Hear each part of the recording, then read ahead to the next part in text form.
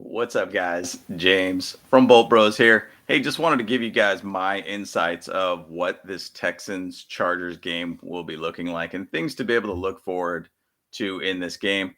Um, you know, this is a game that we should honestly come in and dominate. We said that last week about the Jaguars, and we all know the result of that game. But let's move on to the next game. And going against the Texans, I mean, we definitely should do very well in this game. Now, I can't come into this game feeling 100% confident because obviously we thought that last week it didn't go well. So, but I will say that we should be talent for talent. We should be definitely a lot more victorious, and we should definitely have a lot better of a result on this game. So, once again, a couple things that I wanted to show. As for a lot of the guys that have been injured, for the most part, it seems like we'll be relatively healthy in some of those senses of like JC Jackson. Sounds like Corey Linsley will be back too. Keenan Allen will not be in. But and obviously we won't have Rashawn Slater at all on the O line. But let me just talk to you a little bit about some of the key points that I'm going to be watching for in this game. And first off, I'm going to talk about the running game. I mean, goodness gracious, what happened to our running game? We need to get that going. I mean, we're worse than the league right now in the run game. I mean, I think it's like under 70 yards or something a game, which is absolutely criminal for this team.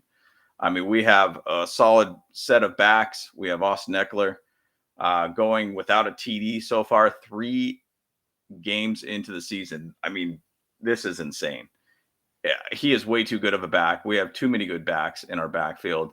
And to not have a good, strong run game is criminal. Obviously, that comes with issues. To my next point with our O line, obviously, Rashawn Slater is out for the season, or at least they're expecting him to be out for the full season. It's interesting with his injury is kind of dependent on where it happened on his arm. I mean, it actually could be shorter, 8 to 12 weeks, I think is what they said, where it could be. That's why I think they worded it as expected to be for the rest of the season. I know he tweeted out kind of saying that this isn't the year I expected, kind of thing. So there could be just something that he's not going to be coming back this whole season. But it depends on where the tear was for his bicep. But either way, having Corey Linsley back will be key for us. You know, honestly, Will Clapp did pretty good for the last game, only gave up 1 pressure the entire game, which is phenomenal to be able to hear it back up, being able to do that. Um, but Corey Linsley is an absolute catalyst to this line, and he really helps out not just the O line, but also with Justin Herbert's game too. So, based upon what Staley said, he should be starting this game, even though he's listed as questionable. Now, the big thing that everybody's talking about is Jamari Sawyer being at the left tackle position. I mean, this really adds a little bit more spice to this game. It's probably the perfect game to be able to put him in against a team that he should actually do pretty well against. So I just kind of went back to some of my notes from the draft on Sawyer and kind of what I wrote about him. So obviously he was round 6 pick, which is could be a huge steal for us. I mean, the guy came from Georgia, and we all know that all those Georgia boys got drafted pretty high. And Jamari, he's did really, really well in college. I mean, how he got to this point of being in the late 6th round pick was insane to me. I had him in a 4th round mock draft at that point. I thought that was a steal. But I mean, getting him at round 6 is potentially a huge steal. The big thing about him, too, is that he's 6'3, 321. He has just a slightly longer arm than Rashawn Slater, to be honest. And his wingspan is obviously a little bit bigger. He's a little bit more bigger built and weight wise. But it's interesting because that was a huge knock about Rashawn Slater, was that he had 2 shorter arms. He's going to be able to have a hard time playing left tackle. We all know how that ended up for us. Phenomenal left tackle, right? With Jamari, he's got just a little bit longer of measurables. He did about 31 bench reps at the combine. Didn't do any of the shuttle drills or 40 times or anything like that. But the thing is about him is that he could be one of those guys again where he just can figure it out. He knows how to be able to be a good solid left tackle or right tackle. I mean, he's played up and down the lines throughout his career at Georgia. I mean, he's a big, stout, dependable.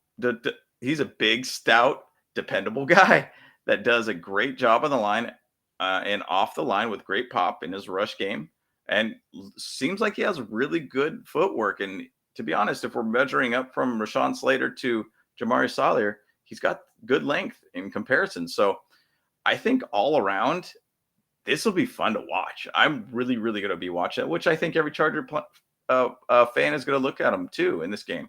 This is a big game for him. It's a big statement game for him, not just for this game, but like, let's say if he's going to be our left tackle for the rest of the year and he does really well, what does that mean for next year? I mean, who's going to be the right tackle? Would it be Jamari at that point?